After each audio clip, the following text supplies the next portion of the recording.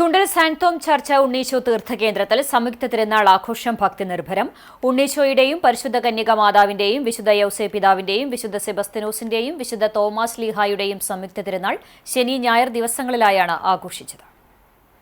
കൊടിയേറ്റം മുതൽ തിരുനാൾ വരെയുള്ള ദിവസങ്ങളിൽ വൈകിട്ട് 6-ന് ആരാധന, ജപമാല എന്നിവയും 6:30-ന് ദിവ്യബലി, ലതീഞ്ഞ്, നൊവേന എന്നിവയും നടന്നിരുന്നു. ശനിയാഴ്ച രാവിലെ 5:45-ന് ആരാധനയും ജപമാലയും, തുടർന്ന് 6:15-ന് ദിവ്യബലി, ലതീഞ്ഞ്, നൊവേന എന്നിവയും നടന്നു. തുടർന്ന് കുടുംബ കൂട്ടായ്മകളിലേക്കുള്ള അമ്പുകളുടെ വെഞ്ചരിപ്പും വിശുദ്ധരുടെ രൂപമെഴുന്നള്ളിപ്പുമുണ്ടായി.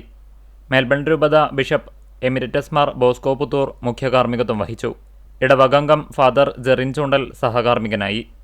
രാത്രി 11 മണിക്ക് യൂണിറ്റുകളിൽ നിന്നുള്ള അമ്പ് എഴുന്നള്ളിപ്പുകൾ ദേവാലയത്തിലെത്തി സമാപിച്ചു. തിരുനാൾ ദിവസമായ ഞായറാഴ്ച രാവിലെ 6:15-ന് ദിവ്യബലിയും 10 മണിക്ക് ആഘോഷമായ തിരുനാൾ പാട്ടുകുർബാനയും നടന്നു. Pavaratty saint Joseph training college manager father Joseph Alappatt മുഖ്യ കാർമ്മികനായി. മറ്റം ഇടവക വികാരി ഫാദർ ഫ്രാൻസിസ് ആളൂർ തിരുനാൾ സന്ദേശം നൽകി. ഫാദർ ജോഷി ചൂണ്ടൽ സഹകാർമ്മികനായി. ഉച്ചതിരിഞ്ഞ് 4:30-ന് ഇടവകാംഗങ്ങളായ വൈദികർ കാർമ്മികത്വം വഹിച്ച ദിവ്യബലിയും തുടർന്ന് ഭക്തിനിർഭരമായ പ്രദക്ഷിണവും നടന്നു.